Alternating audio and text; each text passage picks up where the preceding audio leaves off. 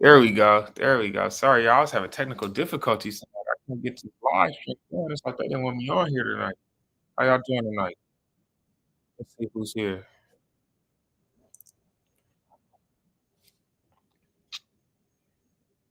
Okay. Audio is good.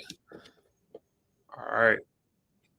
Yeah. Good evening, everybody. My name is Dr. Bruce Strobel. For those of you who are new here, I'm an author, activist, and community organizer, ultimately just a concerned African American citizen looking to identify solutions to some of the problems that are pressing our community.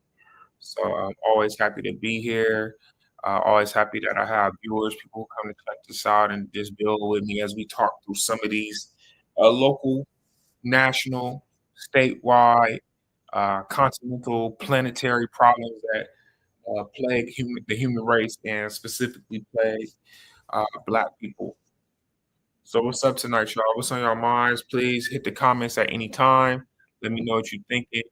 If it's a problem you want to see me address on one of these issues or something you thinking about, put it in the comments. Let's talk about it.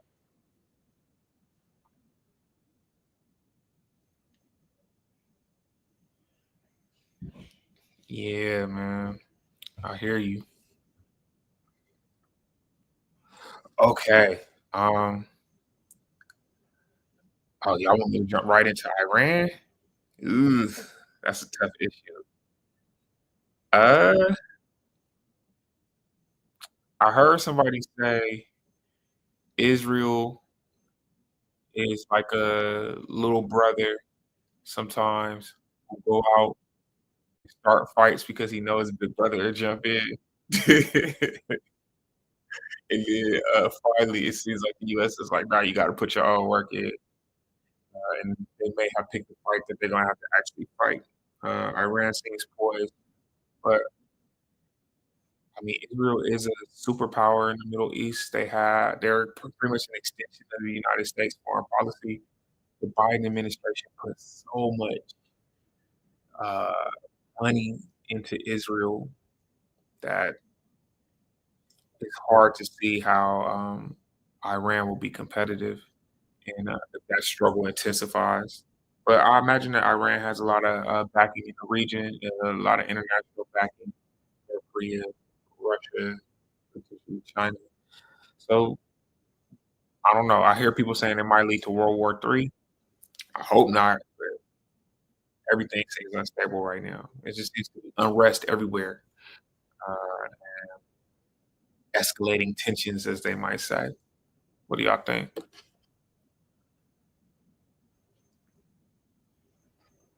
Maybe, maybe not.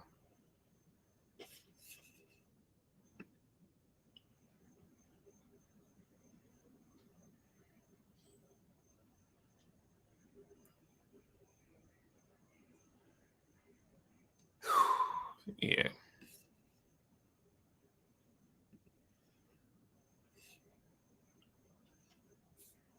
Aquafina, what's up? Antonio, Paula, thank you for coming in. You know what I want to talk about? It's still this ongoing debate in the Black community, especially, of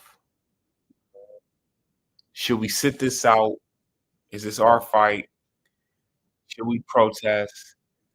What's in it for Black people? I keep seeing that discussion going, and I ain't gonna lie, it rubs me the wrong way because I think a lot of it comes from a place of fear. And not that I'm against, I think sometimes it's okay to be fearful, but I just think that, you know, a lot of times people look at they think that you could get change or you can make things better without sacrifice. I'm just like, if you're saying Black people should sit it out, Black people shouldn't participate, I feel like you also need to say along with that, that you're willing to accept whatever the consequences are, right? Because in the past, without Black intervention in probably what were either equally or more hostile circumstances. Had Black people not intervened, had Black people not put themselves out there, situations likely would have got worse. Um, so I just don't see who wanna jump in this live stream with me, man. How y'all get in here? I gotta do multiple. I'm not good at all this stuff, man. Let's see, we got a new message.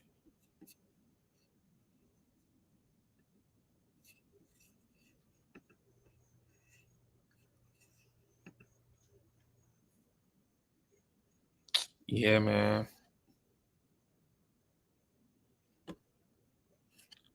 So I talk about this a lot in my book, By Any Dreams Necessary.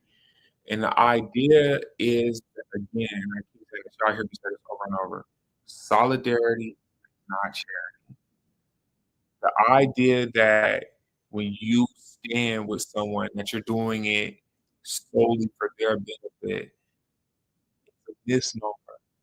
Ultimately, you would do so if there's something mutually beneficial, and human rights are mutually beneficial, not just to Black people, but to all people. So I think what happens is a lot of people are still upset about the vote. They still feel some kind of way about that, and they think that they're extracting some kind of revenge. Is that what y'all feel? The people who keep saying this nonsense that, we shouldn't get involved?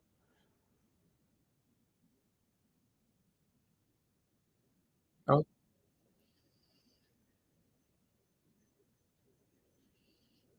Maddie's Bouquet, I see you.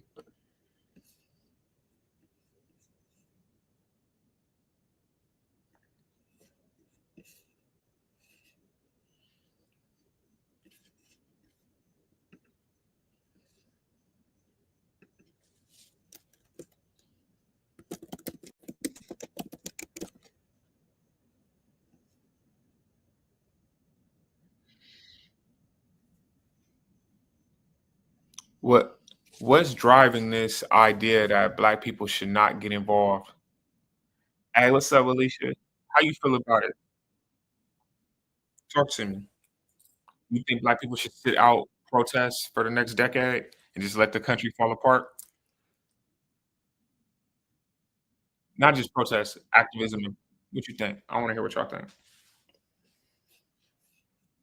Put it in the comments. Y'all quiet tonight. I'm about to get off. When when has that ever been strategically sound to not do anything or to be passive for our people? Or do some of y'all think that, oh, that's the argument I heard the other day, right? Some people seem to think, eh, that, these issues are not affecting Black people, that Black people won't be affected by mass deportations without due process. So they said this is not our fight.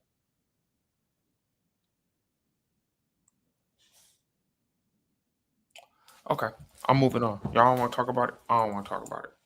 Okay, um, what about this situation in Minnesota?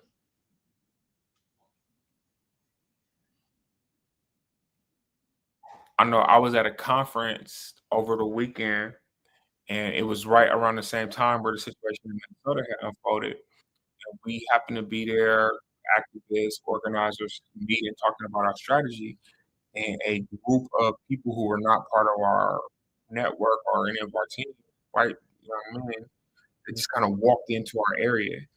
Everybody got nervous because it's just like that tension is in the air.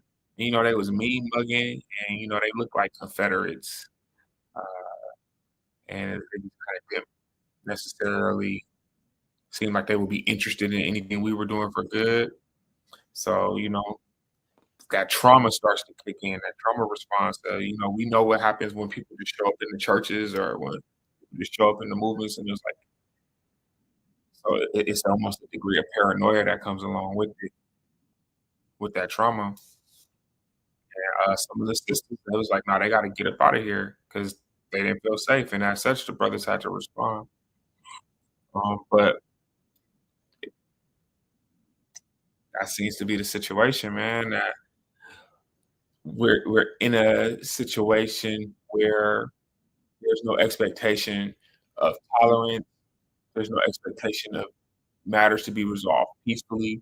We're getting to that point where it'll just be if people don't agree with your politics, they're gonna wanna gun you down.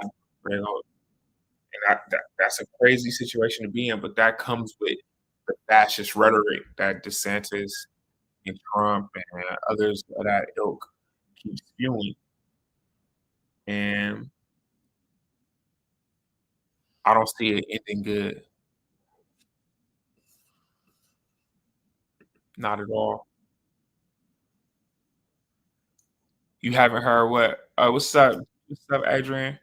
What you think? I haven't heard your take on the whole, situation in Minnesota and how it seems that the country is evolving faster than I think a lot of us are prepared for.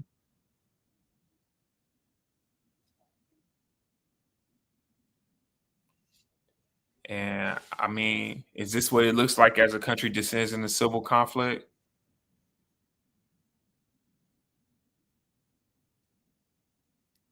Is that something that people, the people in America have been blessed to not have warfare on their soil.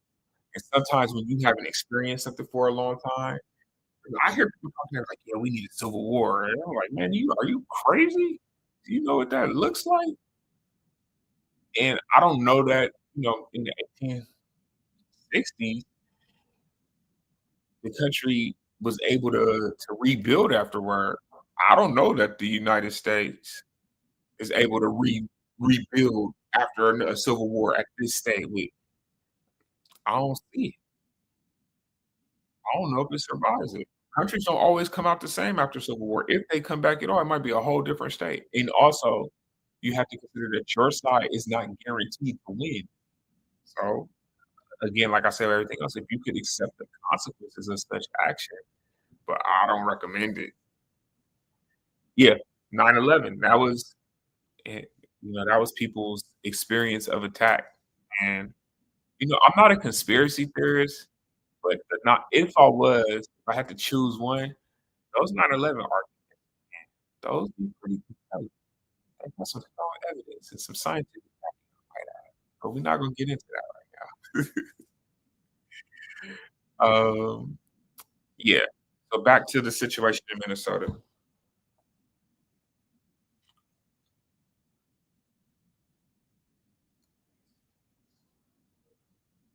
Rest in peace and people who was murdered. It's kinda despicable when you think about it.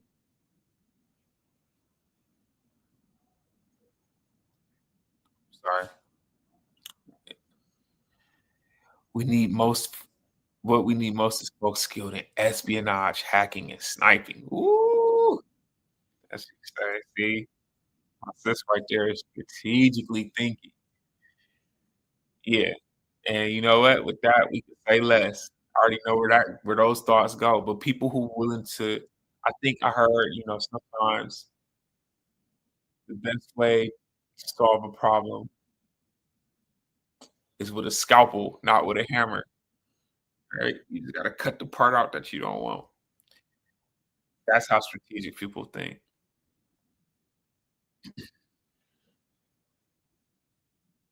You been seeing more videos like that popping up? What you mean? What you mean, Mish?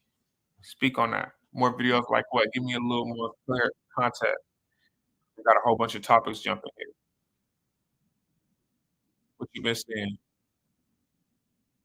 Yeah. Yeah, these Minnesota shootings, man. I don't think that's the last one. That's what worries me. Like it could unfortunately, because this country has refused to have any kind of common sense gun laws or take any of the necessary steps to reduce, I didn't even say eradicate, just reduce the access to people who are clearly having problems. reducing their access to lethal firearms. I just don't see it getting better anytime soon. And I know, like, my people are worried for me all the time because I get so much hate on the internet just from saying that Black people should build up their communities. I don't even be saying that radical, to be honest. Like, I have way more radical thoughts that I don't share in public because I don't necessarily know that it's always the best, or at least I don't come on the internet just saying all my radical thoughts, right? But I say Black people need to build up their communities and take control of their economies, and I get hate for that. So, my people be worried, but I don't feel you should be scared to a point where you can't say nothing. On a basic level, we need mutual aid and to support our most vulnerable, from community gardens to foster care. Yeah, my sister's brilliant, and these are the kind of things that I'm talking about in my book: mutual aid systems, mutual care networks, how we produce food, how we build wealth together, how we build community. And I think when you think about revolutionary movements like the Black Panther Party for self-defense, while everybody remembers them most notably for their armed defense because they carried firearms, what was always more impressive to me about the Black Panther Party was the free breakfast program that they created that are today are free food programs. A lot of them that we have in the United States are modeled after that. The Panthers used to escort the elderly to the bank, into the supermarket.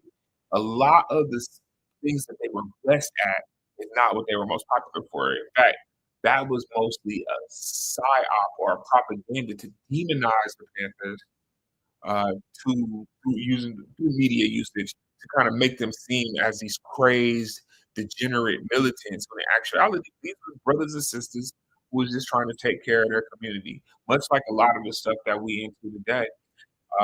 And because they were socialist in their orientation, because they were calling for Black men not to be drafted into the Vietnam War, they got demonized.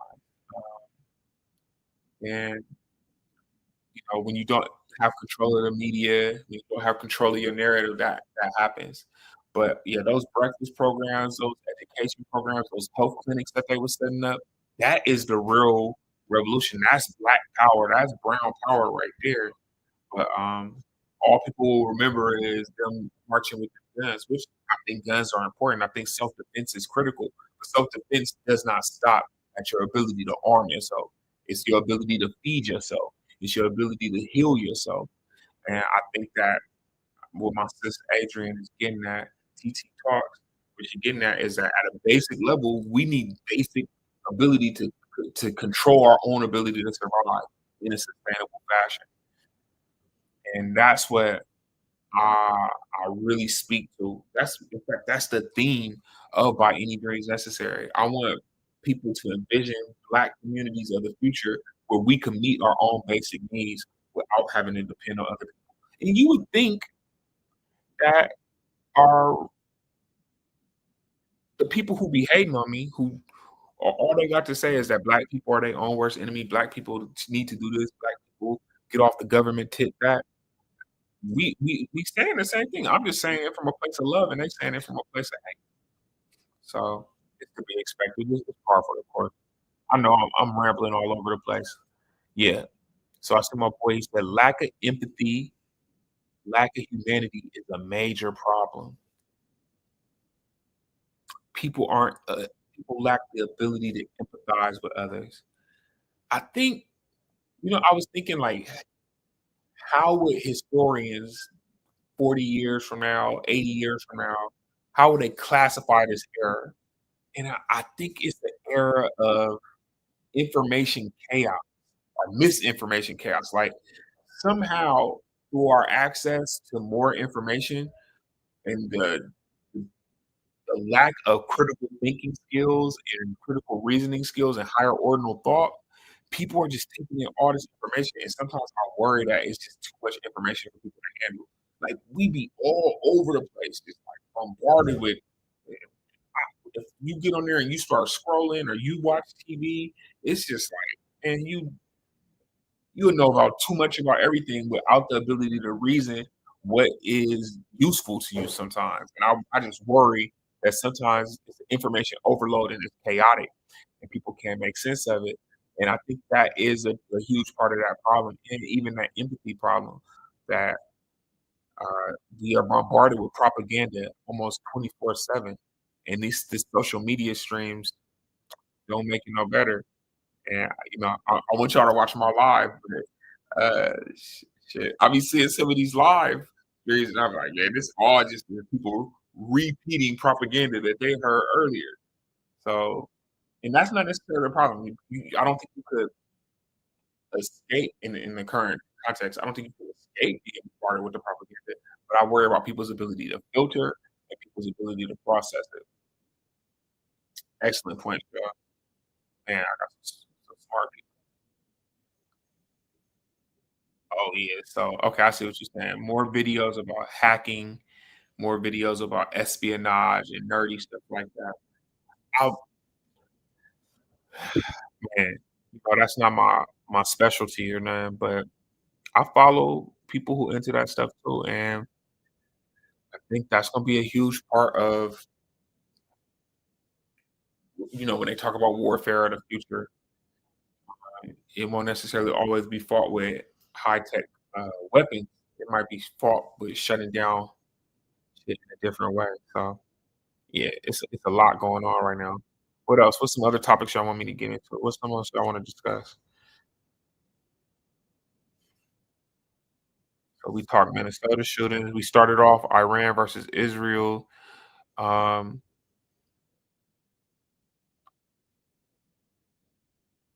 California. So it's interesting because I watch the news and I get one narrative on what's going on in LA.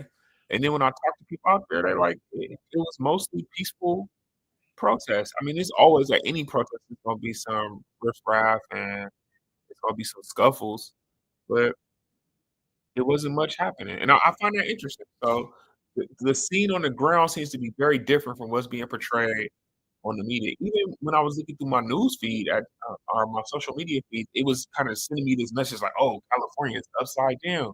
It's about to be a revolution popping off out here. Trump got to send in the troops."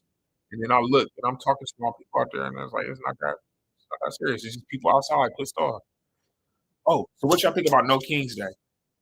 Was y'all out there? Black people, did y'all support No King's Day, or y'all stay home?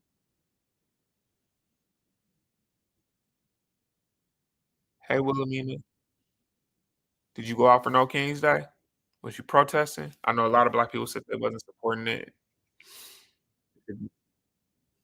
They tried to stop having a king on in November.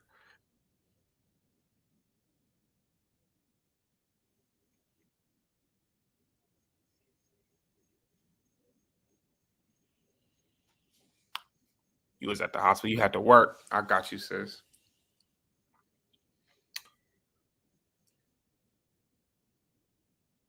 I was at a organizing event. I was actually supposed to speak at a, No King's Day event. Yeah, and I won't have a problem going to events like that. Because for me, again, my whole thing is human rights. So I stand in solidarity with anybody who's trying to make progress on human rights because I think my people are gonna benefit from human rights being codified and being protected. So I don't see that as like me doing anything that detracts from my commitment to the Black community. Human rights is good for everybody, so it's something that we can all agree on. And if that's what white people or Asian people or Irish people, and they out there saying we want to advance human rights for humanity, I believe Black people benefit from that. So I'm gonna be in support of it. So yeah. Um, it was ooh. Talk to me, Serenity. What you mean you don't like the message of No Kings? What's the message that you don't like? Elaborate, sis. That's my little sister, she said she don't rock with the whole No Kings Day message.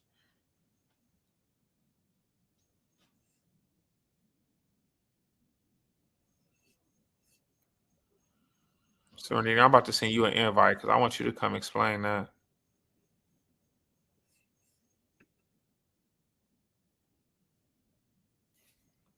Why you don't like it? Oh, we gotta talk about, I wanna hear what happened at that. You was at the Toronto concert also, I wanna know about that. We'll talk about that offline. So, Trump isn't a king, the problem is bigger than Trump. Ooh, okay, I've been saying that for a minute. Um, yes, the problem is bigger than Trump. Let's talk about it, but what you mean, though? Hold on, you about to get an invite. Not getting off that easy.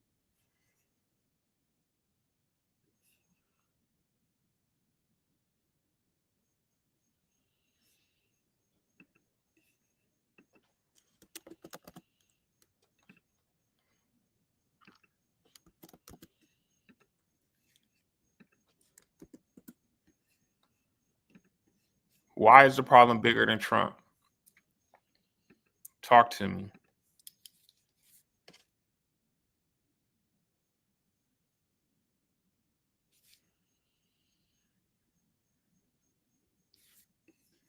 Trump's not the problem. That seems to be the focus of the media. They want to blame it all on Trump. And I'm not a Trump supporter in any capacity. But I have noticed that he's they sensationalize about bro, and it kind of detracts from the root of the problem. So I think I know where you're gonna go with that. But,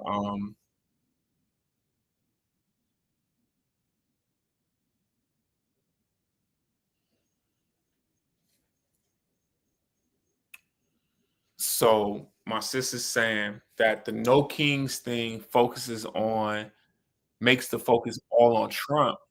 Oh, I'm off. Sorry, y'all.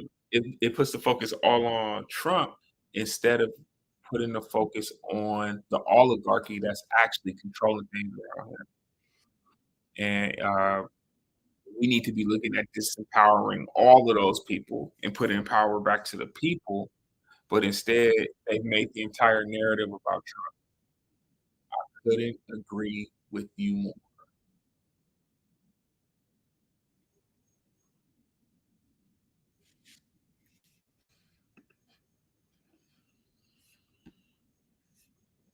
So, how you change that narrative? Trump is, I mean, I think we have to recognize that Trump is a force for what evil. I mean, he's like the figurehead. The like if they had their champion,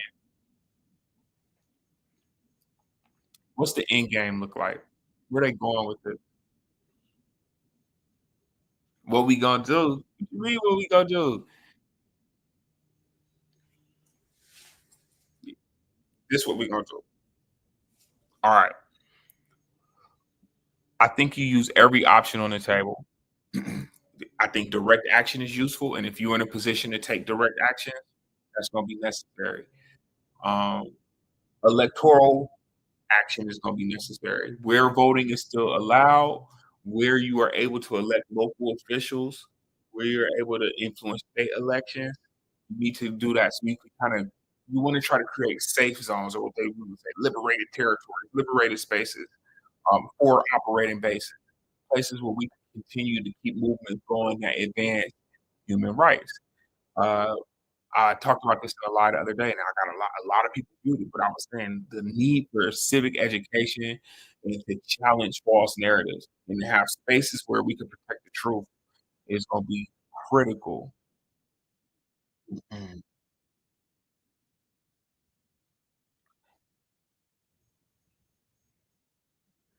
So my sister Adrian says that she rocked with the No Kings thing. I want to hear more about this because I think ultimately the idea of it is that there should be no person who is above the law, and I think that's what we see is the problem with the Trump phenomenon is that they've been unable to stop dude because his white privilege is on like 1 billion. It's like we never seen nothing like that. Like, Pete, if people read the Mueller report, this is something me and my bro AJ always talk about, right? And people actually went and read the Mueller report, and I remember it was a time I hadn't read it, I just kinda looked at it, and my boy was like, "Bro, you gotta look at this. You gotta see what he actually was doing." And when I looked at it, I was like, how could you how could you run for president after this? Like, how could anyone in the United States support this? Like, it was crazy, like, he was basically it was kinda laid out, the evidence, like, he's a Russian asset, and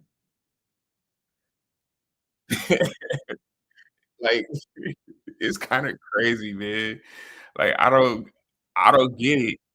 The people who I thought were, like, super pro-America, super pro the United States, they turned out to really just be pro-white supremacy.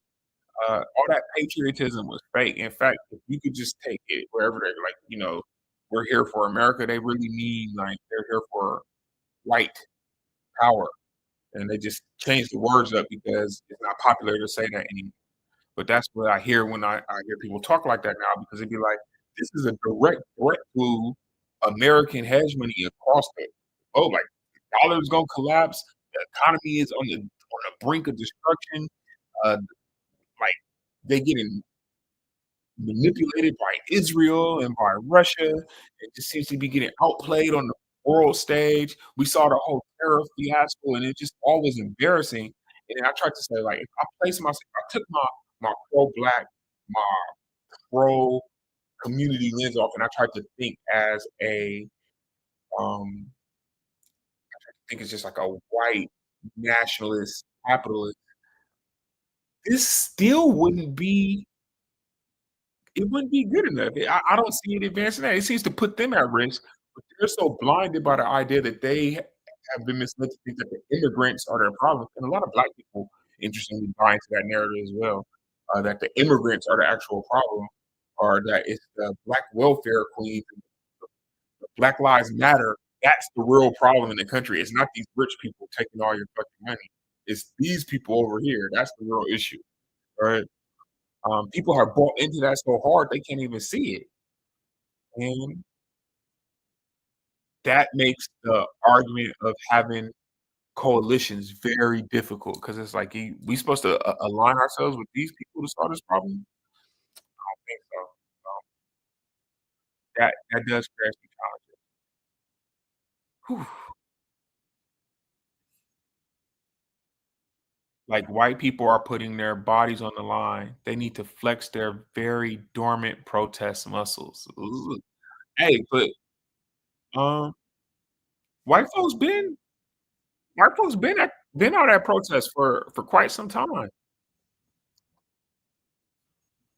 Uh, I've always seen white people out protesting for as far back as I could think.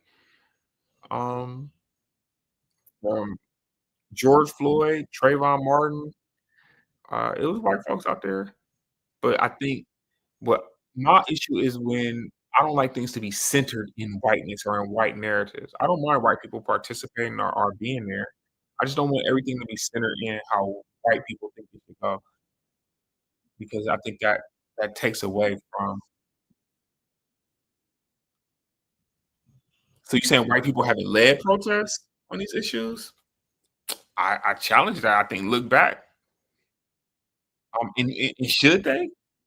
You think they should? Or should they lead the protests right now? These should be white led movements and black people gonna follow them. Yeah, exactly.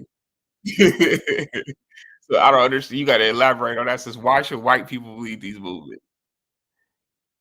I don't know about that. How do we gain certain rights that align with the interest of the white population? S- Okay. So this speaks to this issue of interest convergence, right?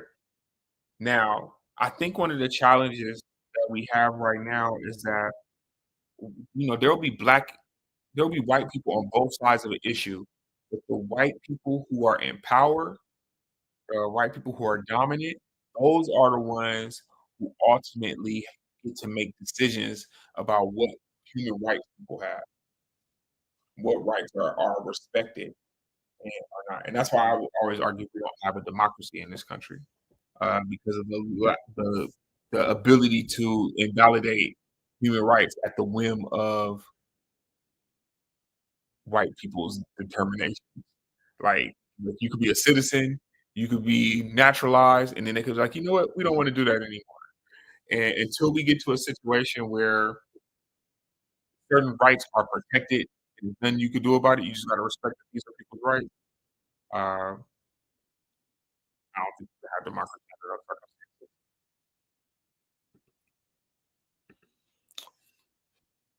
So Serenity says, I think it's the white people's moment to lead. It's their people. They aren't organized. But isn't that the Democratic Party, Serenity? Where we let white people lead, and then all the black people just show up and vote and keep furthering their agenda. And now all the black people is mad at the Democrats because they're not getting what they want because we let white people lead it. Are you sure? I gotta push back on that, sis. White people leading is I hear you complaining about that all the time. And, like, I think maybe it should be qualified white people who fully understand the situation could be at the table, but should they lead just because they white? Maybe that's not what you're saying. Maybe I misunderstood. Are you saying, like, because white people's voted and caused this problem, it's their responsibility to get us out of it? Now, I hear you. That kinda makes sense, but do you think that's gonna happen? Is that what black people are gonna bet on? That white America is gonna be like, "You know what? Let's do the right thing." I don't even know if my white friends think that's gonna happen. Any of my white folks out there, y'all think that, white America is gonna wake up in 2026, come to its senses, like, "You know what? We need to stop doing this." I think there's a contingent of them who want to do what's right, but I don't know if they have power, and I don't know if they're willing to do what it takes to, actualize that power. So, I don't know if we can just rely on them to do it for us. Ain't nobody gonna save us. Ain't no savior coming, y'all, and white people are not gonna be able to miraculously take control of the country, or I shouldn't say white people, I should say the white people who believe in something that's aligned with us, in human rights, in decency for all people. I don't know that they're in power. I think they damn near in the same condition as us. So my sister Janae here says, "I believe we have to be in control. I'm not interested in following a white movement." I'm with you. Now, I think we could have coalition-based movement. I think we could all sit at the table and make decisions together, but I just don't think we should be like, "Okay, white people, y'all get out there and lead us past it." 'Cause I think it ends up, like, on the opposite extreme, and it's like now we get away from Trump, and now we on some other shit that we also don't like, and we've been there before, and then, they all come out in kente cloth and be kneeling and, "No, this not what we wanted. We wanted y'all to do this." And, like, see, that's why we need to be in there making decisions with them, 'cause or making our own decisions and giving it to them. I'm not trying to be looking at Nancy Pelosi in kente cloth. Oh, sorry, I digress. I don't know, that always rubbed me the wrong way. They gotta build that power, that's what I mean by leading. We black people aren't necessarily waiting for them. Okay, I see what you're saying. You saying they gotta do their thing while we continue to do ours. I'm not opposed to that. Is that not what No Kings was about, though? Is that not white people saying, like, "We're gonna build up our movement to challenge the, powers that be"?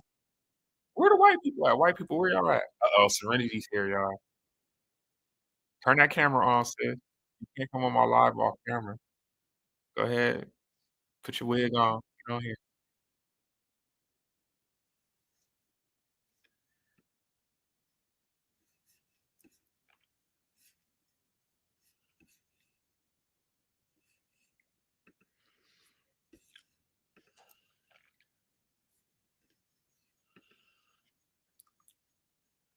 Can't say we can't bet on white folks bailing us out of shit. Yeah, bro. Um, it's interesting. I talk about that in my book. In the first chapter, I said like our liberal white friends, and I think there's some of them, not all of them. Some of them are well intentioned. These are decent people, and I work with these people, but I just don't think they are in a position to. It's like they're not necessarily enough of them. They're not the majority. They're not the ones with the power. They could be allies with us and work with us, but I don't think they're gonna be able to go into those evangelical white churches and convince those people like, "Hey, we're doing this wrong." Those people will kill them. Those people will go to their houses and shoot them in the middle of the night for trying to do that kind of stuff. You see what I'm saying? It's that real, and they always have. When those people was coming out there protesting with black people in the South, they sound useless. They're not useless.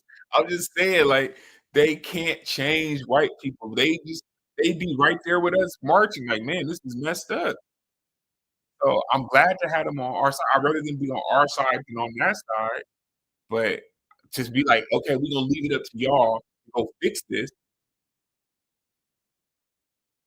Yeah, exactly. It's more who are against us. And I think that's just the case here. Or it's also, Janae, it's a lot of them who are neutral because they benefit from it. So, as we say, compliance is silence is compliance is violence, right? But okay, I feel you, Ken. They got the connections, they got the social capital, but that only extends so far, right? Because Pete, throughout history, what we've learned is that when white people side with us, they could be stripped of that white privilege real quick. Look at John Brown, right? Um, think about the white people who worked on the Underground Railroad, um, William Lloyd Garrison and the Anti-Slavery Society or whatever. I mean, he was an enemy of the state at that time. They wanted to kill that man. So they get called race traitors. So again, and I'm not absolving them of action. I'm just simply saying that they don't necessarily have the power. Now, what they can do is infiltrate, get in positions, and then work with us. But then it's like, I don't know. Y'all want to put your trust and faith in that they're gonna be able to pull it off. I think it's better for us uh, to build our own thing, to build collaboratively with those people, and then if we don't want to rely on that though. I don't think our strategies could depend on the good white people doing something for us. We have to do it independent and allow them to do that in their own spaces. So again, I think like Malcolm would say, I will work with anyone who is committed to progress, but I also believe in sovereignty and the black people over their community. That we have to have the ability to have our own self determination. Let me see if my sis ready to hop on the slide. Oh, there she go. She got her hair on. What's Now up, sis? Turn you up. I had to clown. how you doing, Bruce? I'm good. Been a long time since I seen you. Been out and about. So talk to me. What you think is going on here? Okay, let me go back to I guess saying what I meant to say, and then we can go from there. But you kind of had it. What I was trying to say was that I think with the again, but going back to the no kings, I just don't like the language of no kings. I don't have a problem with the protests or anything like that. I just think saying no kings is absolving Trump of a lot of well, it's making Trump feel like more of a mastermind than what he actually is. I mean, like the people who really running the show before, I mean, it was Elon before he got out of there, and we got Stephen Miller and Peter Thiel, and all these like again very wealthy individuals who have really all the power. Everything that Trump and some of his cabinet members are going out there and saying about immigrants and like the different places in the world comes from Stephen Miller. When you're hearing JD Vance and Trump and them talking about like um the like stocks and Bitcoin and having a whole like Bitcoin thing, that's Peter Thiel, that's Elon and them. Like when you're hearing people talking about cutting social security and Medicare and again all of the service snaps, all of these services that we all like depend on and want, that's coming from JD Vance, Elon Musk, Peter Thiel, a lot of the like Silicon Valley, like people like that. So saying like no kings and it's like, oh, get out of here, Trump. It's like, okay, we get Trump out of here. You're only solving one problem. Um, and also, No Kings, I think, absolves the Democratic Party from being an opposition party. I mean, again, all they have to say is, oh, we don't want Trump, but they're sitting here talking about, oh, let's figure out how to bring Elon Musk back to our side. No, we don't we don't want Elon Musk on our side. We don't want these people on our side. They're the enemy. They're the problem. The reason Elon Musk is out here thinking that he's about to be the first trillionaire is because he thinks he can do that with the folks in power, Republican or Democrat, really. So that's the No Kings thing. I just think that maybe the phrase again. I think maybe AOC and Bernie are right with the just saying like no oligarchy, tour thing. Maybe there's some sort of conversation we can have about if oligarchy is the right word to use. Maybe people don't know what that word means. I think that's sort of like trying to dumb down our electorate and thinking that they don't know what it means. Um, but yeah, that's just me on No Kings. Uh, I hear you. I receive that. I think the thinking is that there is a ruling class that is above the law, and the rest of us are subject to the decisions that they make. And I think they're challenging that the best way that they know how at the moment. But my sis Adrian, and I seen another brother talking, and they on my other feed on TikTok, and they made an interesting point.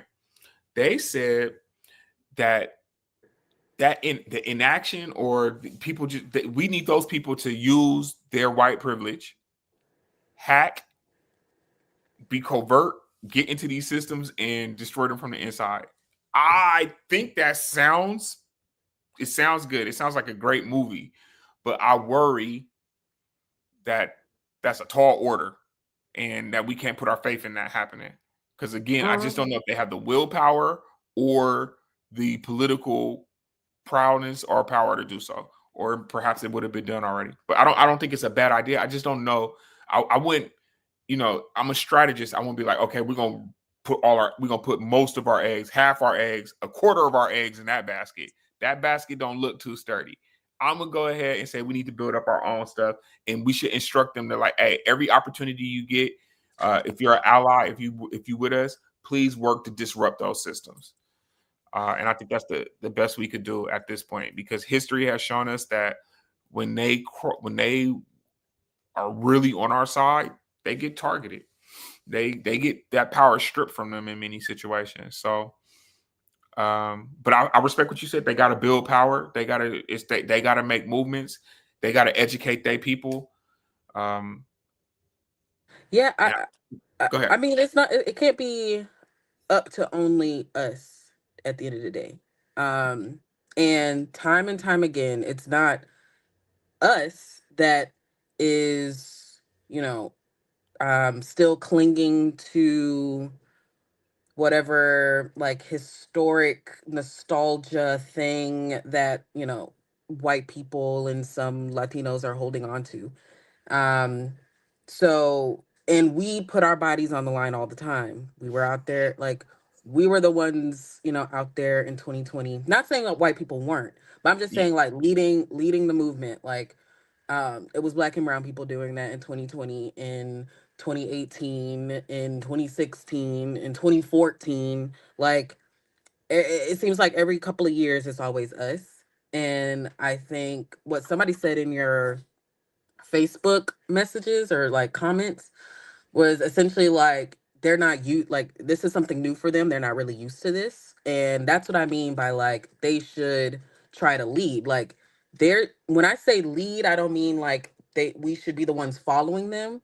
They should Hmm. lead in organizing and building power amongst their people. If you are a quote unquote white ally and you're not out there talking to your neighbors and your friends and bringing them out there to that protest or like trying to educate them or talk to them, then what are we talking about? Um, I think it's a much like a smaller order to ask them to organize their people than it is for us to go to white people and try to organize them. Oh, Um, oh, oh! I never thought we was about to be out there organizing white people. Yeah. Yeah, no. Yeah, It's just no, definitely. I think Don't think that they should be like, the ones we follow. I'm just saying when I say okay. lead is like they have a constituency of people, white people. You need Yeah, to lead in organizing your people. You claim that you don't like what Elon Musk and them are doing. Are you going and telling your white peers what they're doing and how it's going to hurt them or affect people around them? Um, and if they're just, selfish and don't care, I mean, move on. That's not the person that you're trying to organize right now. They want to be on the enemy side. They want to be lined up for the guillotine when it comes to that time. But, that's maybe that's not the friend that you need to talk to right now. Like maybe you should go talk to somebody else. But that's just again the muscle of organizing. And that's what I said in the chat too, on your Facebook, where I was just like, I think okay. this So is their it's time interesting to, the comments coming in, right? yeah. Some people saying, we have to do our part, and I agree with that to a degree, right? And I got other Black people people are always going saying to do their part. we need We're to always in there. organize the white people If there's and send black them on people the out there mission. saying that this isn't our Uh, fight, oh, I wanted to say that. If there's yeah, black people out here saying this isn't our I fight, don't I don't know. like that. I got to think on these. I think maybe there's no one solution for this. Maybe all these things need to happen.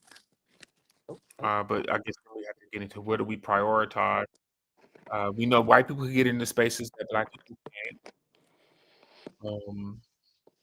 They have access to resources that people of color may not in many cases. And they know things. In those meetings, they know who those people are. They could expose them. That's what white people should do. White people, if you're watching, I want you to start exposing your racist family members. Record them, put them on blast, let everybody know they're racist. I don't know if that would have accomplished anything, but I think I mean, everybody's that's when gonna you can start. If you want to show that you're a real ally, everybody's gonna have their own like levels of comfortability of like how much risk that they want to put, on the line. And so if you don't have that level of risk yet to go out there in the street, then you should be talking to people at your workplace. You should be talking to your friends. You should be talking to your family. You should be talking to your neighbors. yeah. And if that's too scary for you, then you obviously don't want anything. Like, word. Like, I don't know what to tell you. Catch grandma. She get her alive. Nah, you know what? It's this one dude I watch on IG.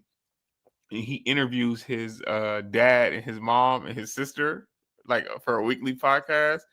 And his dad be saying some crazy Trumper craziness. But I think he be trying to reason with it, but I'm like, but what worries me is what it shows me is like it it might be beyond reason. Like these people are delusional to a point where it may not even be something that you could. There's no level of education or emotional connection. I just don't see how some of these people could ever be reached. So what are we asking them to do then at that point? Like these people are it's like they went through the full anti-black, anti-humanity, anti-woman MK Ultra, and now you expecting you saying they gotta wash their hands of them? Wash their hands with it. I But don't then understand what? why But you then trying who to are they gonna stress yourself out. organize? Don't stress yourself out over people who just really like they done drank the Kool-Aid. But who Like are they gonna organize, sis? That's what I'm saying. What it's those there's people. there's still countless of other people that need to be touched. There's still countless of other people who are who are listening to the news. They might be on Social Security. They might be on Medicare. They might not want to go to war with Iran. They might not, like they might not, want stuff to be tainted in their water, like their water supply. They might want our Food and Drug Administration to check food and make sure that we're not getting salmonella poisoning. Like there, there's something you can find to talk about with somebody. Okay. So if they want to be stuck on some dumb stuff that they done sat here and mess up their brain chemistry, you ain't a scientist. Let it There you go. Go to the next one. All right, y'all heard it. So to all my white friends who listen to me, my sis Serenity said, y'all got to talk to y'all people, and if you can't get them to see the light, you got to wash your hands and move on to the next one. But organize who you can when you can. I respect that. Black people, we agree, we not dependent on white people to solve any problems, which also suggests that we not sitting nothing out, because if we sit it out, who's going to defend us, right? So again, solidarity is not charity. Stand with people who stand for human rights, because human rights protect us. I'm gonna end that right there. Thank y'all for all tuning in tonight. I'll be back next Monday. We're gonna keep doing this until y'all all buy my book and read it, and then we can all argue about what you disagree with and what you love about my book. Serenity, I know you ain't finished reading my book yet. That's why I'm calling you out. Oh, you got it right there. Okay, my bad. Everybody, buy Any Dreams Necessary. It's available on every major platform. I would say don't buy it on Amazon, though, because they take all the money for some reason. I don't know why Amazon thinks that's okay. But buy it everywhere else. You can get it in my TikTok shop, or you can go to BruceStrobelJr.com and order a copy directly from me right now. Barnes and Nobles as well. So everybody, stay positive, stay blessed, keep pushing forward, keep your eyes open, keep dreaming. We gonna get through this. Peace. Hey, sis. Oh, shoot. Hold on. My other live is still on. I got to turn that one off. All right, everybody. Y'all have a good night. I saw you was on Twitter. I'm on everything. Trying to get these books off, man. What's up with our podcast? You just let your boy Max cancel us? I'm not gonna let Max cancel us.